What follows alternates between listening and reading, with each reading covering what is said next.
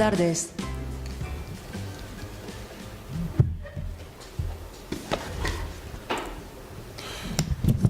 Perdón, necesito las gafas. 名は思い出したくないが、ラマンチャの去る村にさほど前のことでもない。やりかけにやり、古びたやり、痩せ馬に足草の猟犬を備えた形のごとき一人の豪士が住んでいた。¿Qué es lo que acabo de decir? El micro. Ah, ¿qué es lo que acabo de decir? De...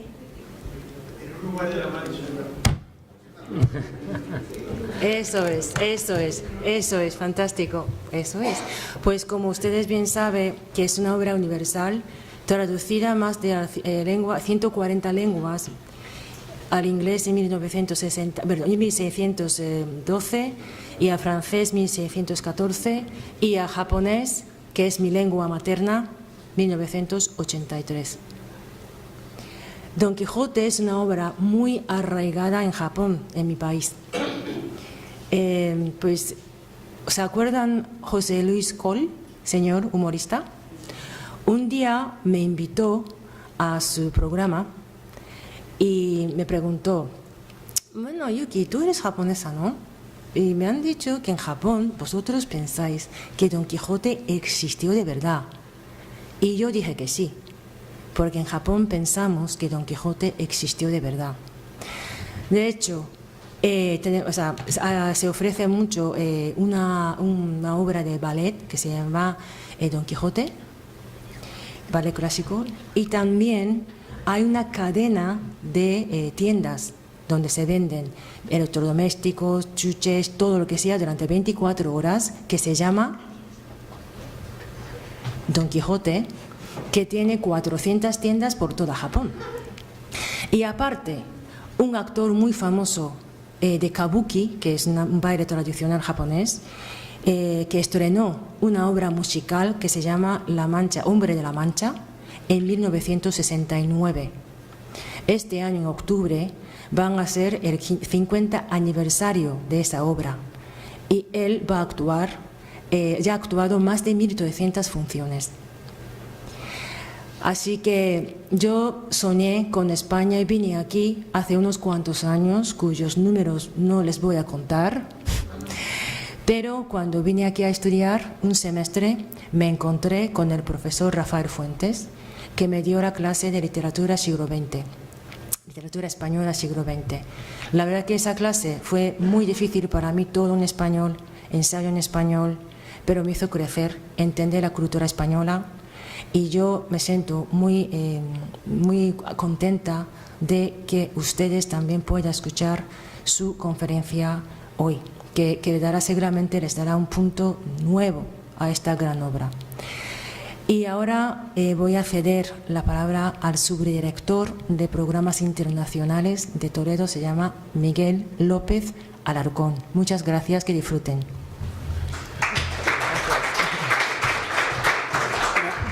Gracias, Yuki. Bueno, yo después de la introducción que ha hecho mi compañera Yuki, que como ven es muy amena y muy divertida, además de tener una historia personal muy interesante, en mi caso lo que voy a hacer es presentar al profesor Rafael Fuentes y explicarles por qué estamos aquí.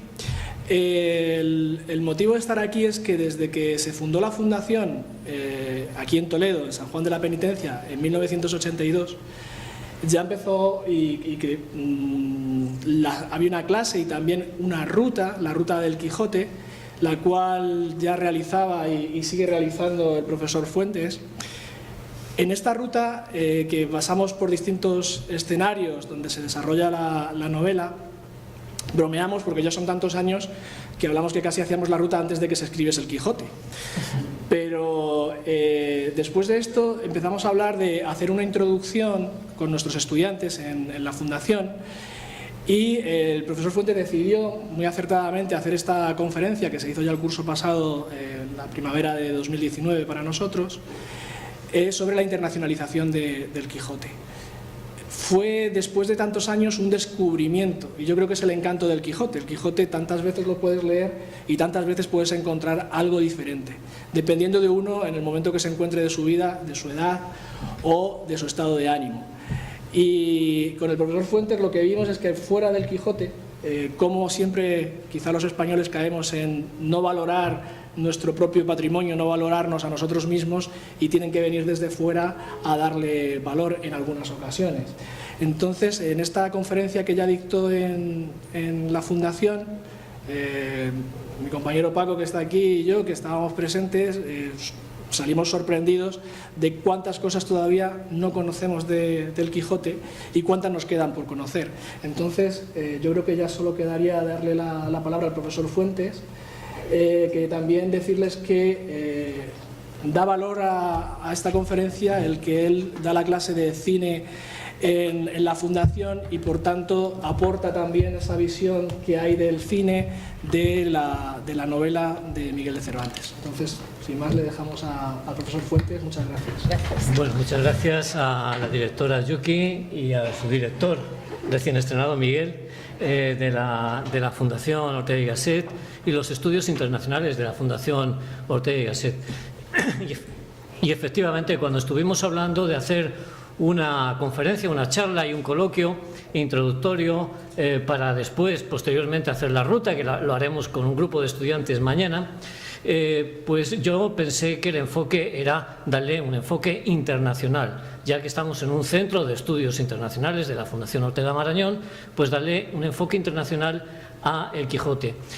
Pero al terminar esa conferencia vimos que efectivamente podía interesar no solamente a los estudiantes que iban a hacer esta ruta del Quijote, como está puesto arriba, la ruta del Quijote, sino que podía interesar quizá a un público más amplio, y ver cómo la cultura española se desarrolla por sí misma, pero necesita también un diálogo con las otras culturas para encontrar su propio potencial. Eso es lo más interesante que he ido descubriendo en el transcurso de los años de diversas investigaciones, y cuyas conclusiones son las que voy a poner aquí, ya pensando tanto en alumnos, estudiantes, como en un público interesado y conocedor del Quijote, que lo ha leído y que lo aprecia mucho. Entonces, bueno, el título es La Mancha, aunque mucho de La Mancha no voy a hablar, pero más bien Don Quijote y la proyección internacional. Pero es una proyección de ida y vuelta, porque tanto se necesita, como voy a explicar a continuación, que el Quijote salga fuera para que sea valorado y se le descubran una serie de valores y de cualidades que están dentro del propio libro, como que la vuelta sirve de fermento a la creación cultural española. Entonces, ese viaje de ida y vuelta, que ahora mismo tiene una dirección en Oriente muy grande, Japón, Corea, China, etcétera, se han sumado más últimamente y me tiene que dar más información, Yukiko, sobre ello, porque me interesa muchísimo para ver esa dimensión global que se está completando todavía ahora, que no se ha completado totalmente y que seguirá en el siglo XXI, aunque un libro como este, como muy bien ha dicho Miguel, siempre se le encuentran nuevas facetas conforme pasa el tiempo o conforme la persona tiene mayor conocimientos. Bueno, mañana para los estudiantes pues vamos a estar en los lugares reales en los que se sucede este relato, que es revolucionario.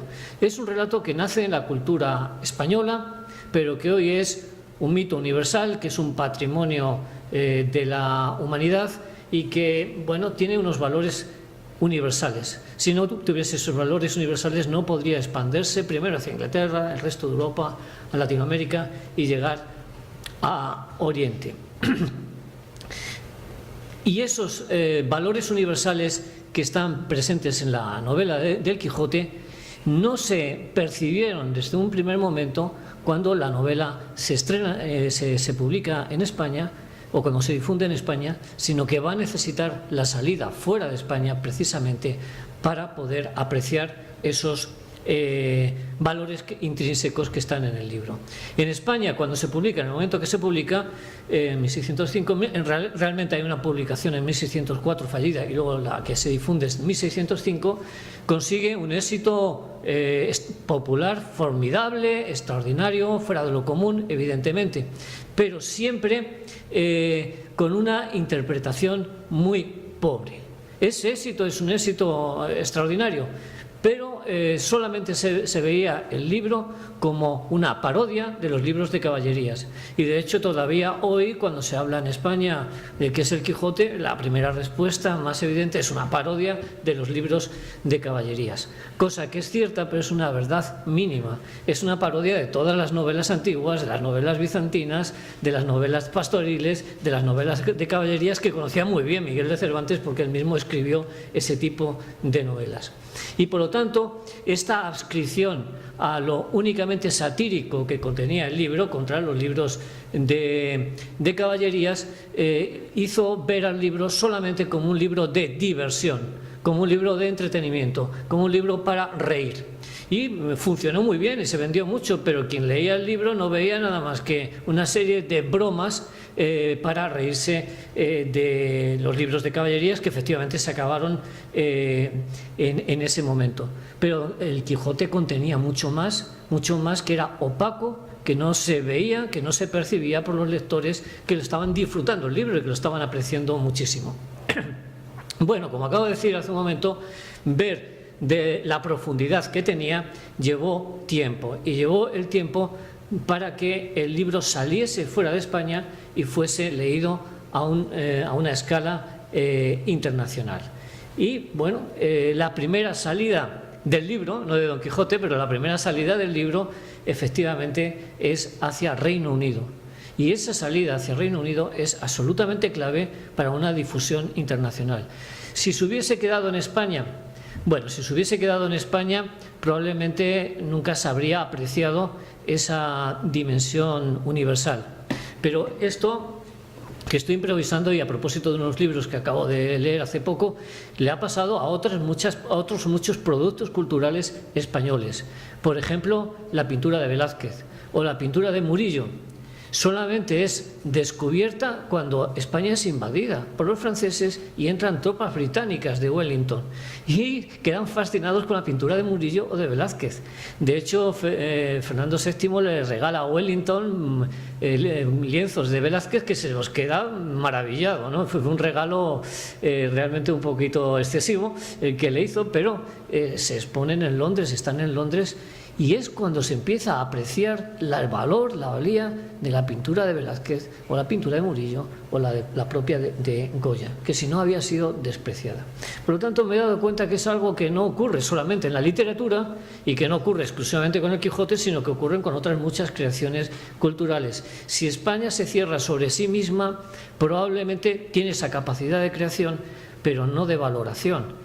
Y necesita un diálogo con las otras culturas para reconocer el valor de esos genios que van saliendo dentro de la propia cultura española. Bueno, la primera salida entonces es hacia Reino Unido, y ahí empezamos a hacer un recorrido que va a ser rápido, pero que intento que sea completo, teniendo un primer receptor de primer orden. Porque el primero que lo examina, el primero que lo analiza con una gran inteligencia es William Shakespeare. Y no puede haber mejor lector del Quijote que William Shakespeare, que son los dos genios del canon occidental, cuyas vidas son paralelas y que vivieron prácticamente en la misma época. Y William Shakespeare, el problema que tenemos es que sabemos que leyó el Quijote, pero que no tenemos la recreación que hizo, pero William Shakespeare hace algo sumamente interesante, aunque no tengamos el texto, pero tenemos información de segunda mano, y es que no se centra en recrear la aventura, la epopeya de Don Quijote, de Alonso Quijano, sino que se centra solamente en un episodio de El Quijote, que es el episodio del loco Cardenio, que ocurre en la venta de Juan Palomeque. Y esa elección de William Shakespeare revela que es un gran lector, y un gran intérprete, porque lo primero que nos llama la atención es Don Quijote y Sancho Panza, pero ocurre que en esa venta de Juan Palomeque hay una serie de amores cruzados y es donde los personajes por primera vez revelan que tienen una conciencia de sí mismos, que pueden dialogar con su propia conciencia y que pueden rectificar su conducta equivocada en el diálogo con la conciencia de sí mismos. Por lo tanto, es la primera vez realmente que aparecen personajes con conciencia de sí mismos y que dialogan consigo mismos y que por lo tanto rectifican su propio comportamiento. Y él estrena la historia del loco Cardenio justo en el 1613. Él tuvo esa capacidad de percepción porque el propio William Shakespeare estaba haciendo lo mismo con sus creaciones teatrales y particularmente había llegado a la misma conclusión con Hamlet. Por lo tanto, son dos genios en paralelo y que uno se reconoce en otro. Al menos Shakespeare tuvo la oportunidad de leer el Quijote y localizar el personaje con conciencia. Por lo tanto, es un cambio de atención sumamente inteligente por parte de William Shakespeare porque va a descubrir los personajes con conciencia. Y ya tenemos aquí un factor, un elemento clave en el Quijote, algo que revoluciona la literatura universal y que es detectado por primera vez en Reino Unido por William Shakespeare y no por los lectores españoles. Incluso los seguidores del Quijote en el siglo XVIII no se dan cuenta de ese factor revolucionario que ha sido introducido por Miguel de Cervantes en el Quijote. No solamente en este episodio, pero este es episodio en el que por primera vez de una manera clarísima introduce ese diálogo con la propia conciencia. Bueno, la propia conciencia, se hablan unos a otros y dicen, no, dialoga con tu propia conciencia y verás que tu conducta es equivocada, es errónea, que debes de tratar a una musulmana con dignidad o que tú estás traicionando a tu esposa. Y entonces rectifican con el diálogo con su propia conciencia. Y ahí se introduce también algo que con el tiempo va a cobrar mucha importancia y es el factor de libertad y de responsabilidad humana. Las dos cosas muy conjugadas en el Quijote. Libertad política sí, pero libertad personal. La condena a la libertad y la responsabilidad en la toma de decisiones ya está presente en este episodio y en otros muchos episodios. Claro, quien leía el Quijote en España solamente como un libro de humor, pues no podía percibir estos contornos profundos del libro que van a dar mucho de sí a lo largo de la historia. Cierto es que la fascinación británica por Don Quijote fue aumentando y yo creo que había una fascinación por todo el proyecto del imperio de los Austrias y también el deseo de sustituirlo, y que finalmente lograron. Se observa mucho toda la expansión española por América y se lucha por imitarlo del mismo modo. Y bueno, en un primer momento el mundo británico en competencia con el hispano, pues lo que crean son noticias falsas o fake news y empiezan a crear los bulos de que la obra no está escrita por un español. Como un español va a escribir el Quijote? Imposible. Francis Bacon es el primero que se le atribuye, al propio William Shakespeare, como ha escrito la comedia, se le atribuye la obra de William Shakespeare, se le atribuye la creación del Quijote. Se trata un poco de sustituir, ya que en España no se le estaba dando mucha importancia al autor del Quijote, solamente al Quijote, tanto que muchas veces es considerado como un personaje real, y Miguel de Cervantes queda en segundo plano. Se trata de sustituir por una figura inglesa. Eso hace algo que en el debate literario es muy importante, que el primer impacto en la literatura británica, aparte de William Shakespeare, se haga de una manera camuflada. El primer impacto es en Daniel Defoe y en el Robinson Crusoe. El Robinson Crusoe es un Don Quijote que imagina y que no puede contenerse, creerse sus propias imaginaciones y sale en distintas aventuras marítimas. Es muy evidente que es un Don Quijote marítimo que hace parodias de los libros de piratería que proliferaban en aquella época.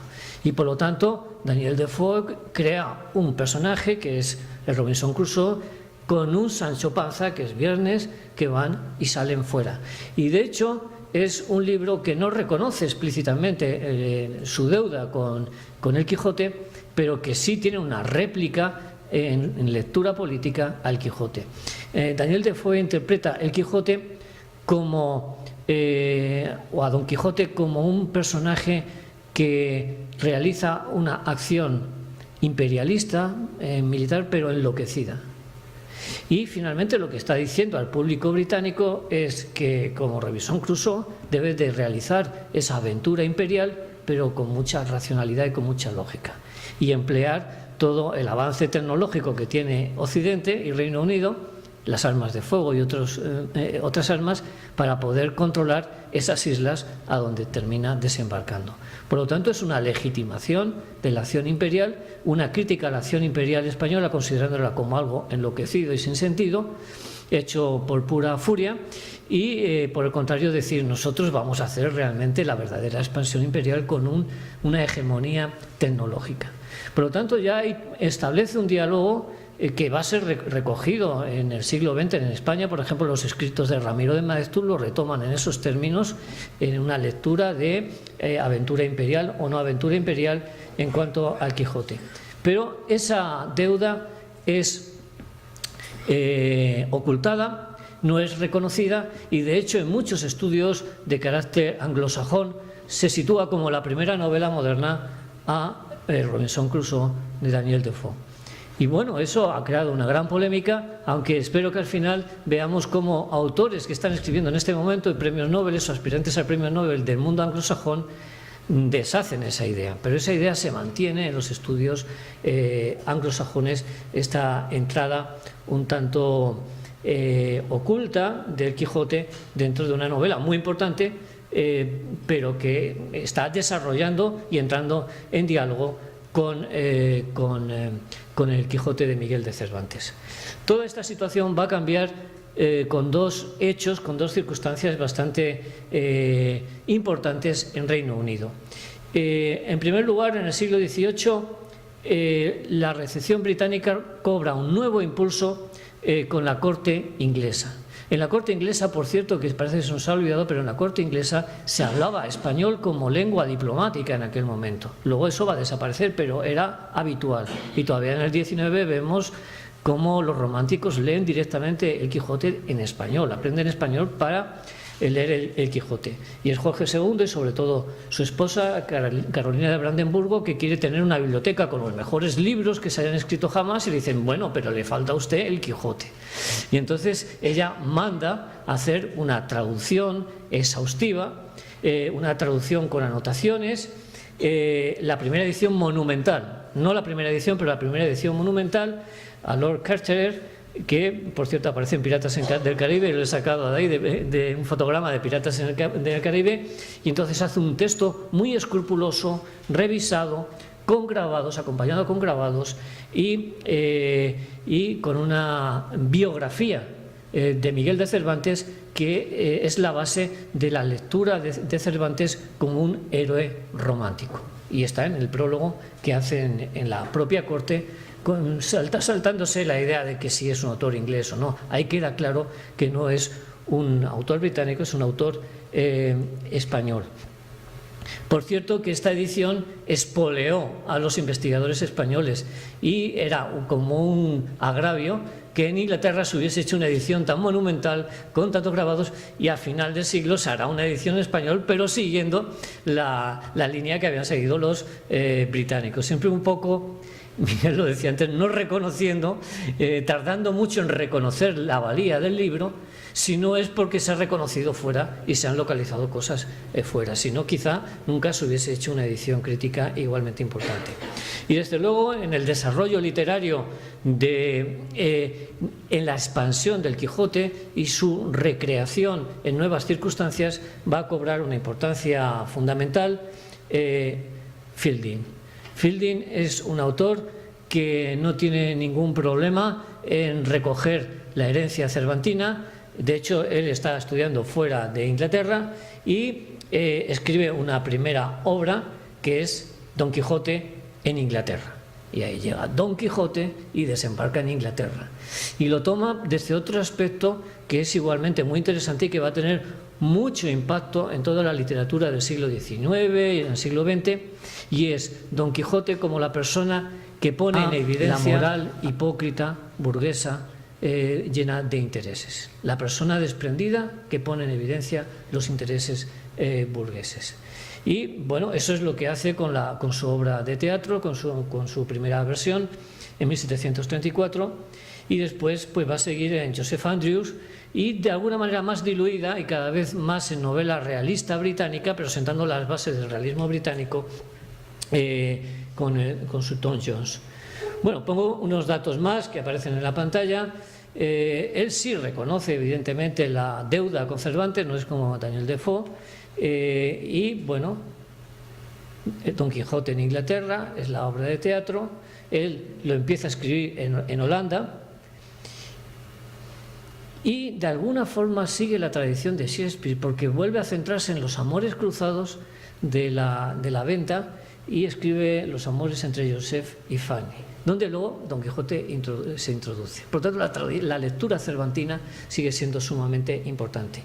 Pero más importante es el Joseph Andrews, donde vemos el título Las aventuras de Joseph Andrews y su amigo Mr. Abrams, escrito en imitación a la manera de Cervantes, autor del Quijote. Por si a alguien le cabía alguna duda, si seguíamos todavía que si era Bacon o era Shakespeare, no, era Miguel de Cervantes, y un reconocimiento de un creador. Atención con esto, porque ya no es simplemente una publicación o una lectura, sino alguien que se apropia de elementos del Quijote para desarrollarlos y hacer algo también distinto, pero sustentándose en el Quijote, que es una crítica a la moral hipócrita sobre intereses, en este caso muy contrario a Daniel Defoe, de personas que se han enriquecido con la expansión colonial y que mantienen una falsa moral, una falsa ética, y Don Quijote le pone en evidencia con su propia actuación moral.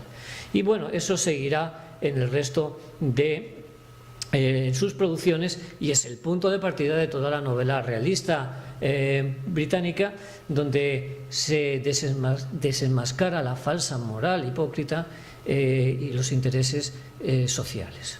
Y bueno, eso va a dar un gran juego a toda la literatura del siglo XVIII, pero también del siglo XIX. Solamente voy a citar algunos autores por encima. En primer lugar, Tobias Smollett, cuya historia es sumamente curiosa, porque él es parte de los jefes que dirigen el ataque británico a Cartagena de Indias con el propósito de adueñarse de América, y es la mayor derrota que haya sufrido la escuadra británica, pero eso no está recogido en la enciclopedia, no existe esa batalla frente a Cartagena de Indias. Pero eso le despierta admiración por los españoles o los hispanoamericanos que están defendiendo Cartagena de Indias. Aprende español, traduce el Quijote, empieza a escribir novelas imitando a las novelas picarescas, un factor más en el realismo de la novela británica, y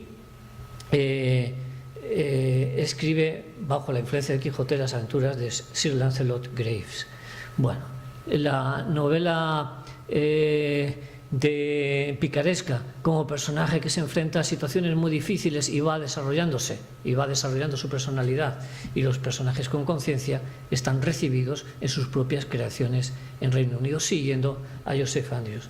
Me parece lo interesante es que él leyó toda esta literatura en español y lo aprendió a propósito de sus combates contra los españoles. De alguna manera el combate le entra en una relación íntima con la cultura hispana.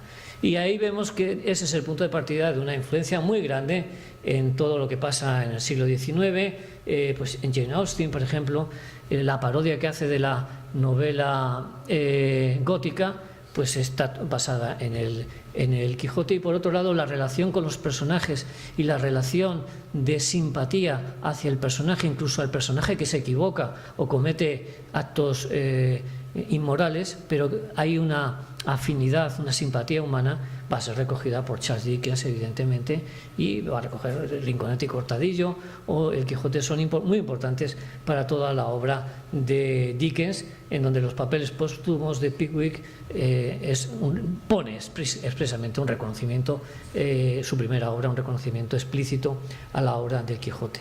Vemos, por lo tanto, que se están descubriendo cuestiones fundamentales. Los personajes que tienen conciencia de sí mismos, los personajes que crecen y evolucionan, y los personajes que, además, ponen en evidencia la falsa moral, la falsa ética, a través de ideales que no son realizables, pero que al menos quitan la máscara, quitan la careta a conductas inmorales. Todo eso no se había visto en España mientras se leía mucho el libro y nos reíamos mucho de las aventuras de Don Quijote, pero es necesario que otras miradas ajenas vayan descubriendo estos puntos. Ahora, yo le doy una especial importancia a algo que he investigado y lo estoy concluyendo ahora, que es la recepción en Shelley y su esposa Mary Shelley. No está normalmente citada, al final pondré una bibliografía, no está muy citada, pero es muy evidente y hay unos datos históricos bastante grandes.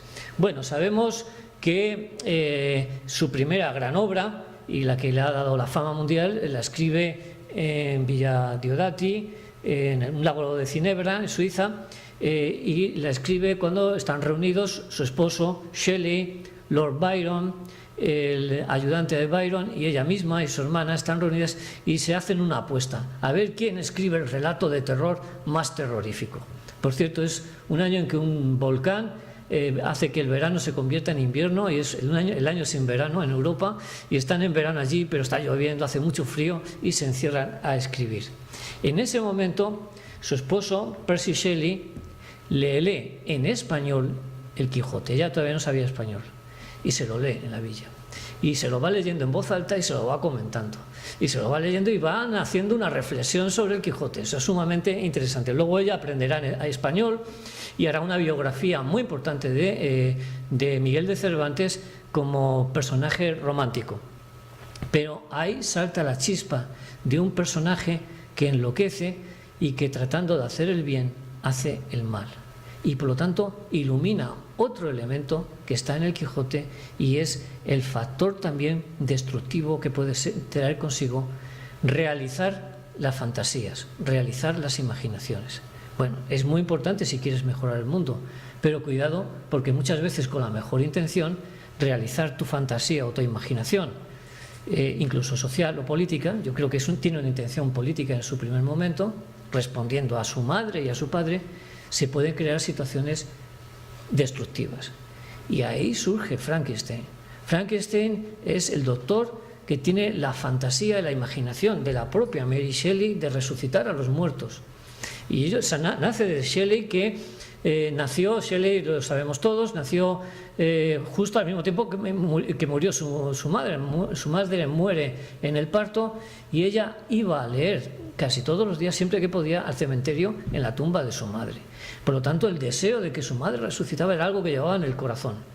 Pero ella piensa y piensa y piensa sobre este asunto e introduce dos factores que son muy importantes. Uno, hasta qué punto la fantasía, los deseos, las imaginaciones son bien intencionados, como ocurre con la teoría política de su padre, pero produce una escabechina, una reacción violentísima, como es la Revolución Francesa, que acaba de terminar en 1816.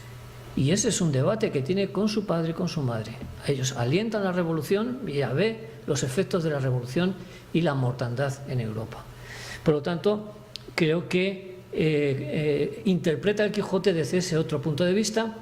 No cabe duda de que descubre otro elemento, por eso la considero clave, y es el factor de tolerancia que está en el Quijote, el factor de ver las cosas desde distintas perspectivas y, por lo tanto, ver que no hay una sola realidad, sino que la realidad está abierta a muchas miradas diferentes, desde intereses o desde culturas distintas. Y eso estaba fomentado por el libro de John Locke, La Carta de la Tolerancia, que era un libro que le hacía leer su padre desde los 10-11 años y que ya lo sabía de memoria, la Carta sobre la Tolerancia. Y desde ese libro de Locke ella puede detectar el factor de tolerancia que efectivamente está en el Quijote y que tampoco antes había sido percibido por ninguno de los anteriores autores o lectores que se habían ocupado de interpretar o de reescribir o rehacer obras a partir del Quijote. Y por otro lado está otro factor a tener en cuenta, y es el peligro de la imaginación. Cuidado, hacer realidad nuestras fantasías a veces es una utopía benéfica y a veces es tremendamente destructivo, como acaba de ver cuando se han aplicado las teorías de su padre en Francia y han desembocado en la dictadura de Napoleón y en una masacre generalizada en Europa. Por lo tanto, ahí hay una lectura política, estoy terminando de escribirlo, pero una lectura política de la fantasía peligrosa, donde Frankenstein hace su fantasía realidad, pero lo que crea es un monstruo que alguien revive a alguien para que mate a muchas personas, y va matando a muchísimas personas. Es un monstruo que queda suelto, por cierto, al final de la obra queda suelto y escapa, y es el espíritu criminal que puede quedar suelto en todo el siglo XIX y en el siglo XX, y acierta mucho. Es sumamente inteligente la lectura política de Frankenstein, de Mary Shelley, es sumamente interesante. Por lo tanto, Don Quijote había impulsado la novela realista moderna, aparte de Fielding, pero también impulsa la ciencia ficción moderna, que nace con Frankenstein y que tiene una presencia muy grande de El Quijote. Y sí está documentado que su marido Shelley se lo estaba leyendo en voz alta y que estaban valorando el factor de imaginación, si es positivo o no es positivo, algo que se ha mantenido en debate constantemente.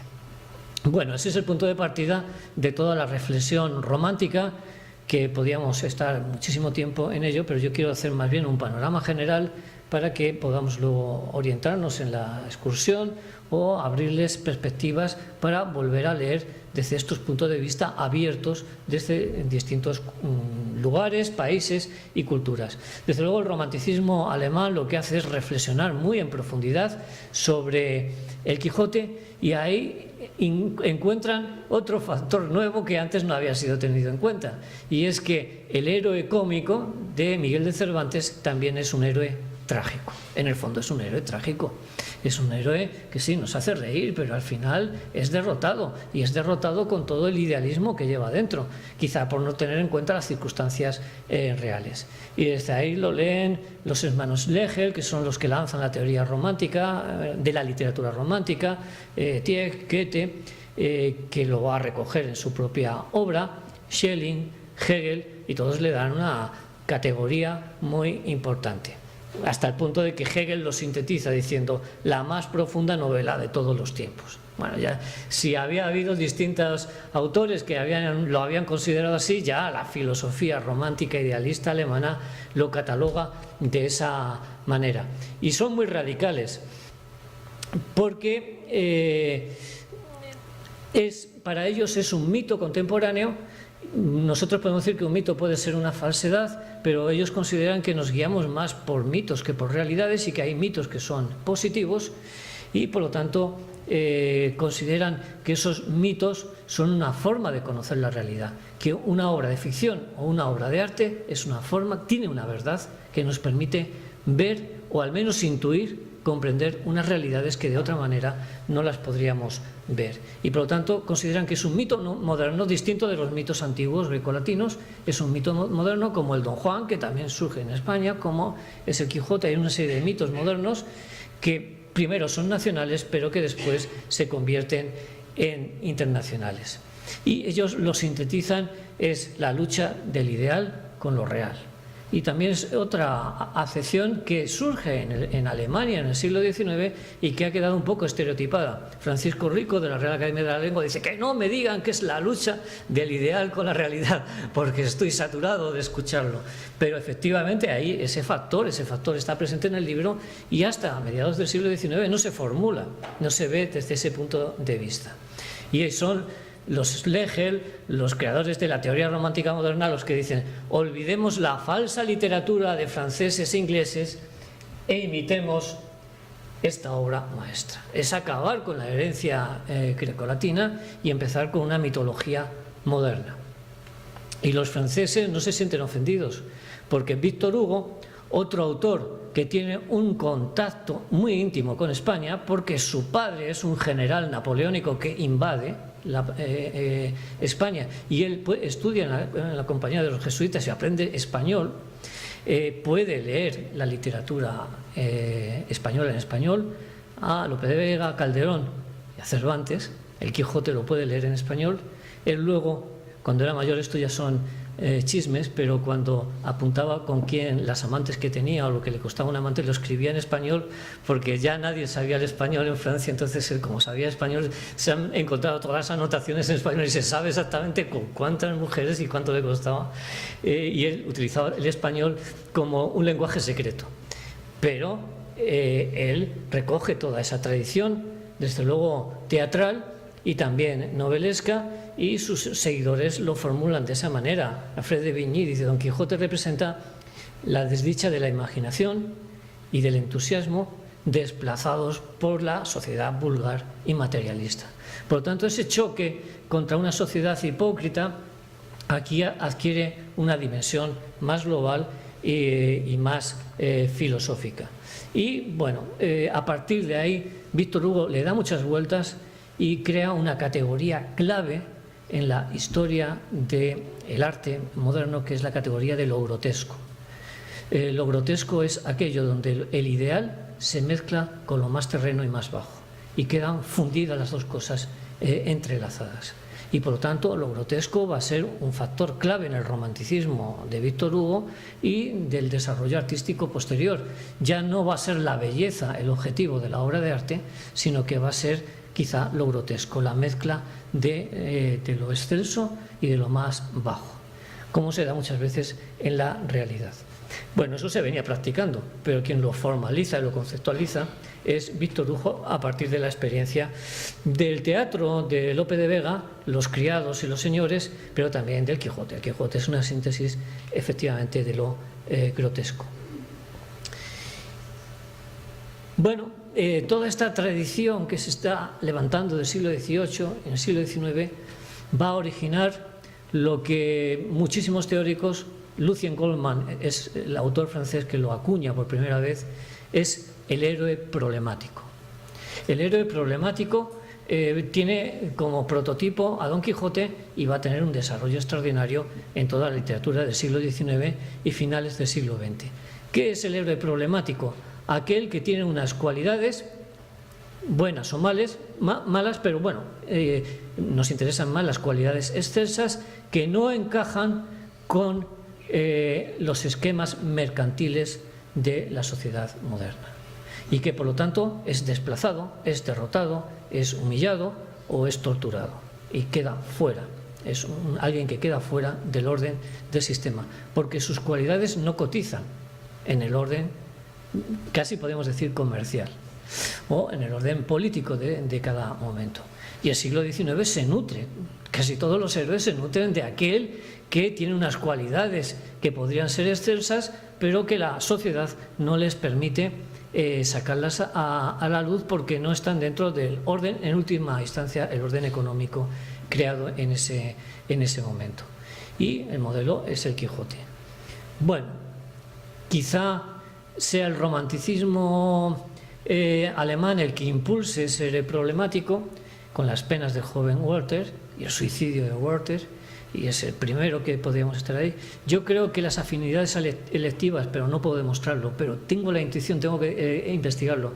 Las afinidades electivas, de nuevo, es una relectura de las dos parejas del loco Cardenio, de la obra de Shakespeare, pero como se ha perdido el eslabón de Shakespeare es difícil, pero desde luego el joven Werther evidentemente es una adaptación al romanticismo de esa situación. Inmediatamente después tenemos a Stendhal y sus grandes héroes en El rojo y el negro, Joran Sorel o Fabricio del Dongo, que son personajes con un idealismo, con unas pretensiones que no pueden llevar a cabo en la sociedad postnapoleónica. Y Fabricio del Dongo está en Waterloo y es muy significativo que la novela empiece con su deseo de colaborar con los ideales napoleónicos, si está en la batalla, pero no sabe si está en la batalla o no, porque cuando vuelve pregunta, ¿y esa batalla era Waterloo o no? Porque antes ve bombas dispersas, y a partir de ahí todo es toda una lucha por él imponer una serie de ideales y cómo la sociedad va cortándole las alas e impidiéndole realizar esos ideales. Un Don Quijote en el siglo XIX, en el desarrollo burgués del siglo XIX. Stendhal es muy brillante en sus héroes para desarrollar esos héroes problemáticos que son infinitos, pero que los encontramos en la comedia humana, sobre todo en el Primo Pons, porque hay una declaración explícita de Balzac de su deuda con el Quijote, o bien con Flaubert. Madame Bovary, de nuevo, es una mujer idealista cuya estructura patriarcal no le permite llevar a cabo sus ideales. Bueno, el propio José Ortega y Gasset la llamó un Don Quijote con faldas, y es una definición muy brillante, y por lo tanto sus cualidades, sus ideales chocan contra una sociedad que la convierte poco menos que en una prostituta y la condena al suicidio, como el joven Werther, pero en mujer. Bueno, todos ellos tienen una genealogía cervantina y no me alargo más, pero vemos ahí de nuevo cómo se ha desarrollado un factor clave del Quijote que no se había leído la primera vez, que no se percibe al principio, pero que en el siglo XIX empieza a estar bastante claro, gracias a ese diálogo con otras culturas. Bueno, es cierto que en algunas ocasiones nosotros no valoramos suficientemente la propia tradición cultural española, pero por otro lado, no se trata de valorarlo en falso. Cuando la cultura española se encierra en sí misma a finales del XVII o durante parte del siglo XX, deja de ser productiva. Es muy bueno que la cultura española salga fuera, sea leída y vuelva enriquecida. Ese diálogo permite que haya un crecimiento interior, como vamos a ver después cómo es recibido todo esto en los autores españoles. Por lo tanto, no se trata de valorar por valorar, es muy bueno que salga fuera, porque no se va a perder, sino que se va a descubrir algo que antes no habíamos tenido en cuenta, que es importante que otros lo descubran. Y desde luego la lectura más brillante, desde mi punto de vista, aparte de Mary Shelley, es la de Dostoyevsky. Dostoyevsky hace una lectura en profundidad realmente extraordinaria, que merece un estudio específico, y que, bueno, nace de un debate con un compañero en un primer momento, y luego en Turgeniev, que escribe Padres e Hijos. En Padres e Hijos, Turgeniev, lo digo muy rápidamente, lanza por primera vez el concepto de nihilismo, la necesidad de que las nuevas generaciones acaben con el mundo corrupto de las generaciones anteriores y erijan un nuevo mundo. Y entonces nihilismo aparece en Padres e Hijos como algo positivo. Pero Dostoyevsky, que había pertenecido a una célula terrorista, hace una lectura contraria y dice: el nihilismo más bien es el inicio del terror. No se puede partir de cero, y de nuevo volvemos a la Revolución Francesa, a partir de cero, a través de una negación y una destrucción de lo anterior, sino que hay que trabajar con lo anterior para evolucionar. Y por lo tanto, para él, los nihilistas son aquellos que finalmente, con el mejor de las intenciones, desembocan en la violencia y en el terror. Y escribe Los endemoniados, pues traduce de muchas maneras, que es la base de Albert Camus, que lo lleva al teatro. Y al mismo tiempo escribe una novela que es un Don Quijote en Rusia, que es El idiota bien intencionado, que lleva una moral positiva. Pero él dice, aunque fracase, ese idiota, ese Don Quijote, lleva ideales que no son destructivos, y por lo tanto hay que potenciarlo, aunque fracase. Y esa es la teoría contra el nihilismo de Dostoyevsky. Y por lo tanto Dostoyevsky me aconseja que se lea el Quijote en las escuelas rusas, y efectivamente los soviéticos, la Revolución Soviética hace que efectivamente sea una lectura obligatoria en los colegios, y desde entonces lo ha sido, y una fuente interpretativa muy potente ha sido la que proviene de Rusia, del mundo eslavo, pero sobre todo por las lecturas de Turgeniev y sobre todo de Dostoyevsky, que es profundísimo y que es recogido en España por Miguel de Unamuno.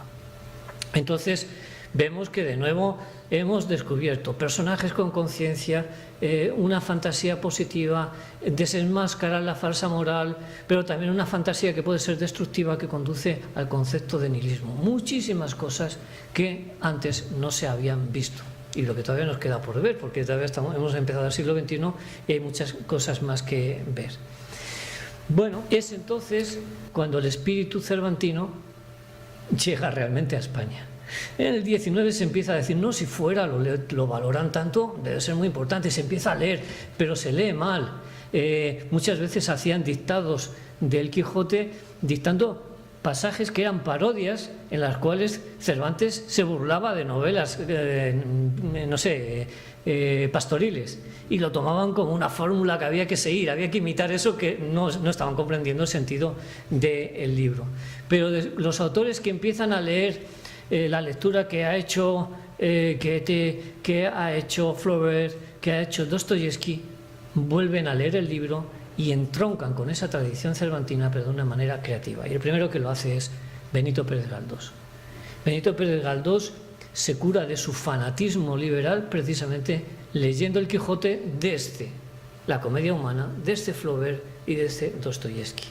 Y él dice, bueno, yo tengo mis ideales políticos, liberales, necesito una revolución, pero voy a comprender a todos los puntos de vista, todas las perspectivas, y voy a tener en cuenta el factor ambivalente de la fantasía y de la imaginación. Y deja de escribir una novela de tesis liberal, en donde los liberales son muy buenos, y los que no son liberales son muy malos, y empieza a escribir las novelas españolas contemporáneas en 1881. Y lo crea siempre con personajes quijotescos. Le sirve para crecer. La primera de ellas es la Desheredada, donde Isidora Rufete, la protagonista, le engañan sus tíos, que por cierto se llama Santiago Quijano, que ya nos da una pista, y que es de Tomelloso, y le dice que es heredera de una gran fortuna, y ella vive en la locura de que no es una persona pobre, aunque vive en la mayor pobreza, sino que es heredera de una marquesa y de una enorme fortuna. Y toda su vida está dirigida en esa dirección, en esa locura. Claro, que ella habla con su padre y con su tío en un manicomio.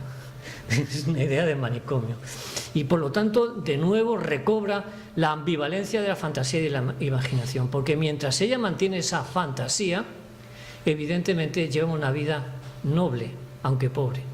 Cuando pierde esa fantasía y cuando descubre la verdad, cae en la mayor degradación. Y entonces aquí aparece una discusión, bueno, ¿hay que mantenerse en esa ilusión o no? Bueno, yo creo que la idea de don Benito es, cuidado, no hagamos el tonto, pero tenemos que mantener unos ideales, unas locuras de fondo, porque si no caemos en una degradación. Y bueno, esa idea que está en el Quijote va a estar presente en Máximo Rumín, en Fortunata y Jacinta, el pobre loco que se enamora de Fortunata cuando es una prostituta y la trata como una mujer excelsa, y eso le trae las mayores humillaciones que pueda vivir. O la Obdulia Zapata de Misericordia, que lee novelas románticas y vive en un mundo romántico que no tiene nada que ver con su realidad. Ese juego está presente constantemente en Miguel de Cervantes. Prácticamente todas sus novelas a partir de 1881 tienen un punto de partida angular en el Quijote, y yo destacaría desde luego Nazarín, con Nazario Zaharín. Nazarín nos recuerda el nazareno, y por primera vez, de una manera muy intuitiva, establece una conexión entre Don Quijote y Jesucristo, como dos idealistas que acaban destrozados. Y es una idea que va a desarrollar poco después Miguel de Unamuno. Por lo tanto, vemos que la literatura española puede crecer y puede desarrollar el Quijote gracias a la lectura que han hecho fuera de España. Miguel de Unamuno, evidentemente, primero con Vida de Don Quijote y Sancho, pero más importante todavía con los capítulos finales sobre el sentimiento trágico de la vida, que hace una lectura. Dicen, me importa poco la intención de Miguel de Cervantes, yo voy a interpretar el Quijote, y lo interpreta desde Dostoyevsky, desde el nihilismo. Y ahí aparecerán sus personajes, viven ese mismo dilema. Por ejemplo, San Manuel Bueno Mártir, que es una novela que yo utilizo bastante, donde el personaje ha perdido el idealismo, pero no quiere que el resto pierda el idealismo del cristianismo, aun sabiendo o él teniendo conciencia o creyendo que no es verdadero. Bueno, el juego de qué papel debe de jugar la fantasía y la imaginación de una manera positiva en nuestra vida está ahí planteado con toda profundidad.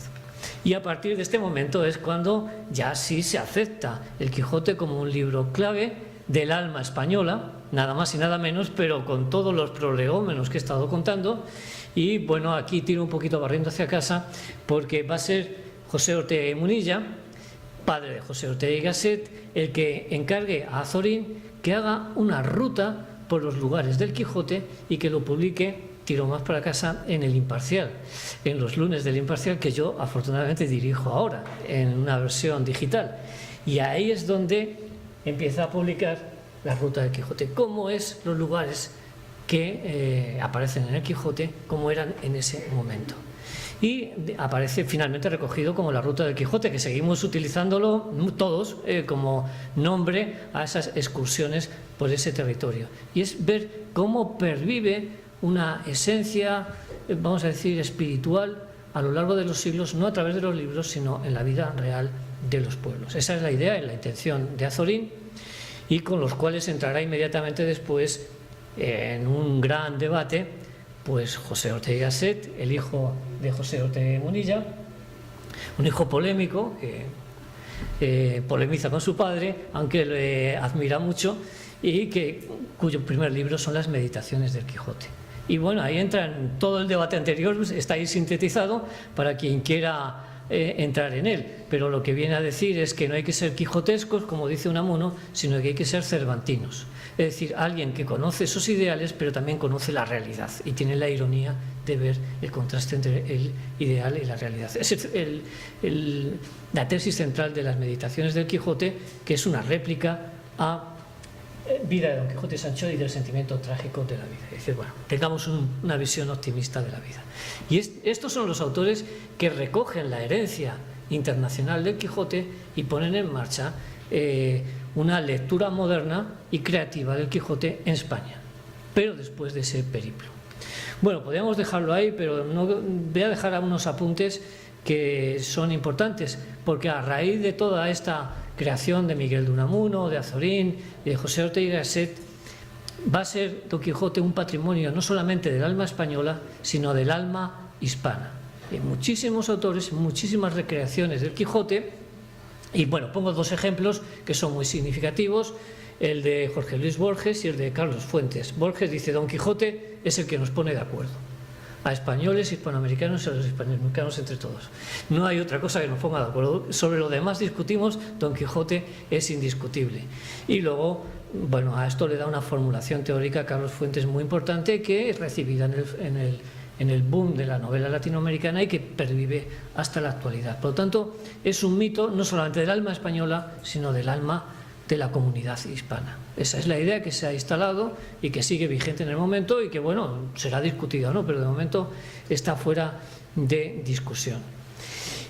Y bueno, es una influencia que continúa y que continúa con distintas relecturas, porque cada vez que hay una circunstancia histórica moderna permite una lectura y una adaptación y una recreación con arreglo a la nueva circunstancia. Yo llamo la atención sobre una novela póstuma de Franz Kafka, La verdad de Sancho Panza, donde sugiere que Don Quijote es una creación de Sancho Panza. De nuevo jugamos con la imaginación y la realidad.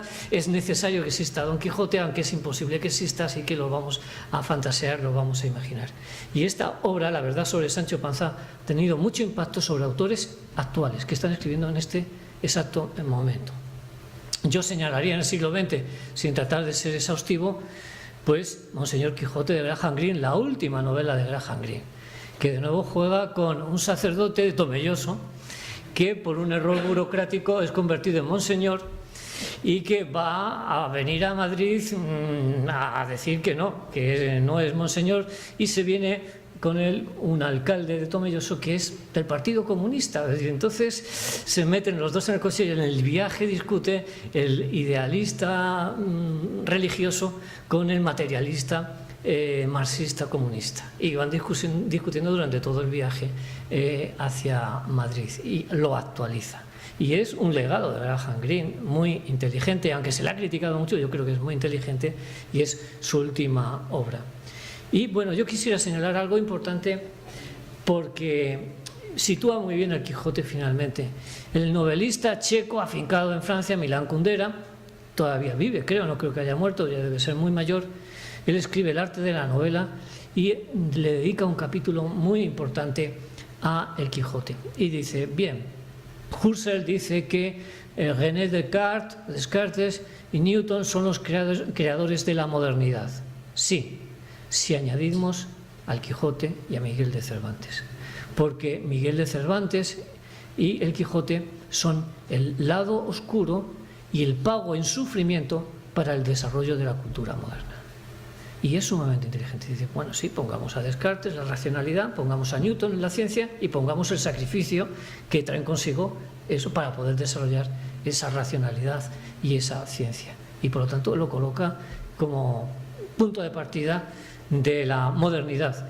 Entonces supera la visión romántica sin descartarla, sino que construye sobre la visión romántica un poco más allá. Y por lo tanto, los novelistas del siglo XXI, aunque la expansión en Oriente no la controlo muy bien, pero los novelistas del siglo XXI siguen esta línea de desarrollo que él formula muy bien. Pongo unos puntos rápidos. Paul Auster, aspirante a premio Nobel, clarísimamente, pues La ciudad de cristal es una parodia de las novelas policíacas basándose en el relato de Franz Kafka de un Quijote que es soñado por Sancho Panza y el Quijote es un investigador que va a descubrir los crímenes. Bueno, La ciudad de cristal es una novela de filiación totalmente cervantina. He añadido, anoche, no sé si la pronuncio bien, a Siri Hustvedt, Los recuerdos del futuro, que es de este año, del 2019, es la premio Princesa de Asturias de las Letras de este año, de 1919. Y cuando he leído este libro muy recientemente, encontramos que la protagonista, Lucy Britt, es una nueva Quijote con faldas. Pero en este caso no una Madame Bovary iletrada, o como los personajes femeninos quijotescos de Benito Pérez Galdós, sino que es una Quijote letrada, una escritora con una buena cultura. Y bueno, he cogido dos frases del comienzo. Dice, cuando el personaje, que es ella misma, viaja de Minnesota a Manhattan, dice, en Nueva York no buscaba la felicidad ni comodidades, sino aventuras. Lo mismo que Don Quijote. Y un poquito más adelante leemos, llenóseles la fantasía de todo aquello que leía en los libros, así de encantamientos como dependencias, batallas, desafíos, heridas, requiebros, amores, tormentas y disparates imposibles. En la imaginación era verdad toda aquella máquina de soñadas invenciones que leía. Qué brillantemente bien está escrito y recreado, porque es recrear las palabras de Miguel de Cervantes en el Quijote. Y vuelve a explorar cuál es el papel de la imaginación y de la fantasía en la vida del siglo XXI, porque está escrito este mismo año, lo escribió el año pasado y lo ha publicado este año. Y llega a la conclusión de que el papel en nuestra vida de la fantasía es enorme, que la realidad, lo tangible que podemos percibir, es una pequeña porción de un 10-20% de nuestra percepción. El resto es una reconstrucción imaginaria que nosotros hacemos con arreglo a nuestras lecturas, elucubraciones, deducciones, y ella explora todo ese mundo imaginario que todos llevamos dentro, en una novela recién escrita. Bueno, como Cervantes es una escritora que explora el papel de la imaginación en la vida ahora en el siglo XXI. No les oculto que ella está casada, sí, con Paul Auster, por lo tanto tienen materia para hablar sobre Miguel de Cervantes mucho, porque se ve que lo desarrollan de forma distinta, pero que han hablado mucho sobre esa cuestión, porque son marido y mujer. Pero yo creo que ellos están siendo la punta de lanza de esa otra visión alternativa de plantar y de poner la novela anglosajona a partir de Robinson Crusoe. Y hay toda una serie de escritores que dicen, no, volvamos a Miguel de Cervantes, porque es la base más seria. Escritores norteamericanos, anglosajones. Y con ello voy a concluir, porque me parece muy importante, dentro de esta fuerza inspiradora que sigue en el siglo XXI, pues el caso de John Maxwell Coetzee, premio Nobel del 2003, donde nos encontramos sus cuentos morales, 2018, y él los escribe en inglés y decide que se publiquen primero en español en homenaje a Miguel de Cervantes. Y primero se han publicado en español y después su original en inglés. Pero lo ha vuelto a repetir con la trilogía de Jesús, la infancia de Jesús, que es sobre un chico que se llama David. Nadie sabe por qué le ha puesto Jesús y es un elemento polémico. Y bueno, pues no sé si en el fondo él ha leído a Miguel de Unamuno y está haciendo esa lectura, porque lo mismo que Graham Greene, su Don Quijote es un Don Quijote basado en la lectura de Miguel de Unamuno. Ha leído también a Miguel de Unamuno. Y el niño que protagoniza la trilogía, David, solo quiere leer el Quijote y aprende español para leer el Quijote. Y cuando muere y va a morir, le pregunta a su padre: ¿voy a encontrar a Don Quijote en el cielo? Y ese lo acaba de publicar primero en español. Acaba de salir en español primero y ahora después saldrá la edición, la última, en inglés, en homenaje a Miguel de Cervantes. Y yo creo que hay escritores, él es surafricano, pero hay escritores que están escribiendo en inglés de la cultura anglosajona, que están rompiendo con esa persistencia de Daniel Defoe y volviendo a todo lo que le puede dar, todo lo que puede aportar todavía el Quijote, que sigue teniendo capas de profundidad, como todos los grandes mitos que en la humanidad han existido. Son mitos porque perviven al paso del tiempo y se les encuentra nuevo sentido conforme avanzan las épocas. Por lo tanto, se ha permitido, esa expansión internacional ha permitido durante siglos, durante 400, quizá 500 años, descubrir unos valores que le hacen al libro universal, pero porque están en el libro, no porque haya salido fuera. Por lo tanto, la crítica a la novela antigua, no solo de caballería, sino también a las pastoriles y a las bizantinas, no solamente es una crítica, sino también la creación de un personaje moderno, porque esa crítica la había hecho, por ejemplo, Lope de Vega en aventuras muy paródicas, pero había hecho la parodia, la crítica a la novela antigua, pero no había creado el personaje moderno. Cervantes lo que hace es crítica, pero al mismo tiempo proponer un personaje moderno, personajes con conciencia de sí mismos, que evolucionan, que cambian y que por lo tanto tienen la libertad y la responsabilidad de crear su propia vida y enfrentarse a sus propias contradicciones y tomar sus propias decisiones, que es lo que están haciendo Coese y los autores últimos que he mencionado recientemente.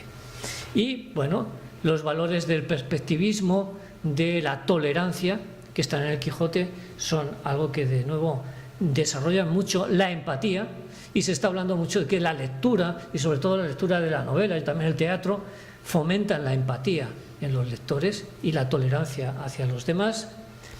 Y bueno, es una forma de remedio contra el nihilismo destructivo, pero atención que a veces esa imaginación puede traer catástrofes mayores de los males que se quieren remediar. Y ese es el terreno de juego en el que se siguen recreando obras inspiradas en el Quijote, siempre con el propósito de llegar a una justicia y el sacrificio que trae eso para conseguirlo. Bueno, esta era la visión que quería darles, sobre todo a los que van a viajar en la ruta del Quijote y en el Centro de Estudios Internacionales, para ver cómo la difusión internacional enriquece una obra, y una cultura no debe de encerrarse a sí misma, sino que debe de expandirlo, porque vamos a recibir lo mismo que teníamos, pero enriquecido y con mucho más potencial. Bueno, eso es lo que lo convierte al Quijote en el centro del canon occidental, es lo que hace que tenga tanto potencial en 400 años y siga teniéndolo en la actualidad. Y bueno, siempre los grandes novelistas vuelven a esa fuente de inspiración, ahora cada vez más en Oriente, en Corea, en Japón, en China, donde hay toda una corriente y donde se está creando incluso una corriente pop cinematográfica, que no he ido a entrar en ella, pero que realmente es exuberante y que lo convierte en un mito pop también en los últimos años, sobre todo por la incorporación a la cultura y la mirada oriental sobre el Quijote de distintos lugares. Por lo tanto, muchísimas gracias por su atención, y bueno, este es el recorrido que he querido hacerles para que vean cómo la salida del Quijote permite ver unos valores que son sin duda universales y que todavía seguramente quedan muchos escondidos por descubrir. Os dejo solamente una diapositiva con unos libros que trabajan sobre esta difusión. No hay un libro definitivo, pero todos estos libros que están ahí puestos trabajan sobre la difusión internacional de El Quijote. Muchísimas gracias.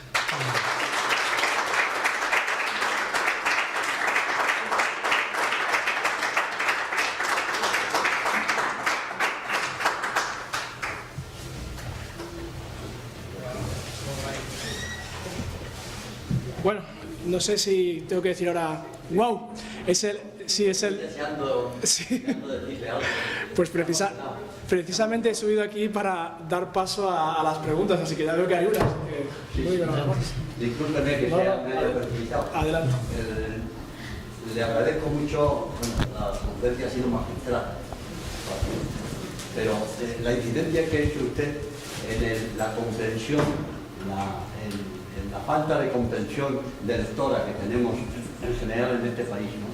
Efectivamente, yo he leído esas estadísticas en las que dicen que estamos en un 20-25% de los que han leído El Quijote, pero en esa teórica lectores del Quijote casi la mitad no reconocen que no lo han entendido, ¿no? Pero eso yo que pertenezco a Club de Lectura he sacado también ese análisis. La mayoría de los asistentes que leen una novela y la comentan se quedan en el anecdotario, ¿no? como con El Quijote, ¿no? La gente no analiza o se precipita, ¿no? Y me viene a tenor, perdónenme la ligereza, que leía el otro día, escuchaba a un personaje decir: mira, qué perro más listo tengo, sabe leer. Y dice: ¿y qué dice? Dice: no, te he dicho que sabe leer, no que sepa hablar. Entonces es un poco lo que ahora ocurre, que la gente lee mucho, pero no sabe expresar lo que lee, no analiza, ¿no? Bueno, yo me emociona porque es usted profesor, supongo, ¿no? Sí. Bueno, pues ojalá hubiera algunas docenas más de profesores como usted, porque su conocimiento, su capacidad didáctica y su capacidad de diálogo y de pedagogo se une a lo ameno que usted es y el dominio que tiene usted del lenguaje. Y haciendo, perdónenme usted también, a su apellido, usted tiene muchas fuentes de conocimiento. Muchísimas gracias por el elogio. Un breve comentario, porque estoy completamente de acuerdo con lo que dice. Todo el mundo presume de conocer el Quijote, pero es un conocimiento de esa manera, ¿no? De que más superficial. Pero efectivamente el problema fundamental es la falta de comprensión lectora, que ya está muy establecido y está muy estudiado por los grandes teóricos de la lectura.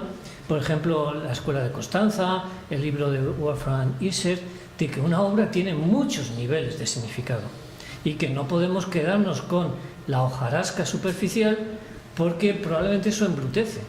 Te quedas con la superficie y entonces te quedas con una visión un tanto autoritaria de una superficie de un libro, cuando el libro tiene muchos niveles de significado y algunos contradictorios entre sí, y por lo tanto hay que pensarlo, hay que bucear, hay que leer lo que han leído otros y tener una mente abierta, y eso sí es comprensión lectora, y efectivamente eso no abunda mucho en España, no lo había en el momento histórico, y Reino Unido sí adelantó también porque lo lanzó William Shakespeare, Daniel Defoe, que sí tenían comprensión lectora, pero bueno, esa es una tarea que hay que lanzarse a que el país tenga más comprensión lectora, es algo fundamental. Si hay alguna otra pregunta más. Yo diría que la conferencia es una embrión para que hiciera un libro, un ensayo, que el único inconveniente que veo es que no tiene fin. Claro. Bueno, yo estoy en ello. Estos libros es que cada uno lo enfoca de su manera. Francisco Rico, que es el que más erudición tiene sobre el Quijote, pero trabaja mucho más las traducciones. Mark Roberts, que tiene mucho sustento y ve los elementos importantes que se desarrollan de Quijote a Kafka. José Cuenca, pues es un embajador que en los países donde ha sido embajador ha visto cómo se ha recibido el Quijote, pero es un poco asimétrico, pues le llama mucho la atención que en los colegios de Rusia se leyese el Quijote, pero bueno, es donde ha sido destinado. Y Gian Canavallo es un libro más exhaustivo, pero se fija más en el mito pop del Quijote. Entonces, efectivamente, esa idea la llevo embrionaria también, pero a uno siempre le da pudor porque dicen, no lo voy a dominar, le voy a tener que poner algo así como una visión didáctica y un tanto superficial, porque claro, no puedes abarcarlo todo, y sobre todo lo que está ocurriendo en el mundo oriental. Murakami, por ejemplo, bueno, ellos tienen el Quijote, pero ahí ya leerlo yo en japonés o en coreano, en chino, se me escapa. Ese pudor es el que hace que no lo haya escrito, pero bueno, como un libro de divulgación quizá saldrá. Espero que sí. Una conferencia más sobre el Quijote. Bien. Se ha hablado mucho del Quijote y parece que el Quijote fuera para mí un invento internacional. Pero y Cervantes, es que no ha escrito nada más, porque en ningún momento se habla, usted no habla en ningún momento de otros autores que han ido reconociendo a través del Quijote, pero no ha escrito nada más Cervantes. Bueno, es sobre el Quijote, pero no sobre Miguel de Cervantes, porque otra cosa es que hubiésemos dicho Miguel de Cervantes o la valoración internacional de Miguel de Cervantes. Y por eso no se hizo nada de... Claro. Sí, Sí. porque el título de la conferencia era la internacionalización de Don Quijote. Lo he dicho al principio, pero... Eso daría para otra conferencia más y más y más. Claro, evidentemente lo que van descubriendo los demás lo ha escrito Miguel de Cervantes, obviamente. Y además que hay un salto cualitativo en su obra. De antes al Quijote y de la primera parte a la segunda aumenta la conciencia de los personajes, evidentemente. Pero bueno, uno tiene que enfocarse en algo. ¿Y quién entiende a Miguel de Cervantes? Miguel de Cervantes probablemente sí se entiende a sí mismo. Él, cuando tiene la primera idea del Quijote, imita un sainete de uno que se lee muchos libros y que sale efectivamente, y él empieza a escribir el libro, pero conforme empieza a escribir una novela corta se da cuenta que eso da mucho mal juego, entonces inventa a Sancho Panza. Entonces, bueno, evidentemente, intuitivamente él tenía todos estos elementos en juego, pero no los verbalizó, no los escribió conceptualmente. Entonces es muy importante ver cómo se ha ido descubriendo. Obviamente, otra conferencia sería cómo va llegando Miguel de Cervantes haciendo novelas antiguas, y va avanzando y llega al Quijote, evidentemente, pero sería otro enfoque, otra luz arrojada. Evidentemente la creación viene de Miguel de Cervantes y de la cultura española, porque él está muy enraizado en la cultura española. Manuel Azaña tiene un ensayo brillantísimo sobre las raíces hispanas que se perciben en el Quijote, y que las percibe Miguel de Cervantes, pero no como persona aislada, sino como persona formando parte de una cultura. Estaba yo en La Mancha, perdón que intervenga, estaba yo en La Mancha cuando el cuarto centenario y les recordaba yo a un grupo que hace referencia a la necedad de los personajes, a la gran necedad de personajes que hay en el Quijote, ¿no? Y yo sabía que en este cuarto centenario, yo creo que en este país los necios se han multiplicado por 400. Bueno, os hacen notar mucho, sobre todo por las redes sociales se ven algunas cosas que efectivamente. Me da rabia. Muchas gracias por el interés. Pues como ha dicho, agradeciendo y diciendo que ojalá hubiese más docentes como el profesor Rafael Fuentes, esta conferencia, aparte de estar abierta al público en general, está dentro del programa que se desarrolla en la Fundación de la Pontificia Universidad Católica de Puerto Rico, que aquí están presentes sus estudiantes de la Escuela de Derecho, que quieren agradecer al profesor Fuentes por un obsequio esta conferencia y ya por adelantado la ruta que van a realizar mañana. Bueno, muchísimas gracias.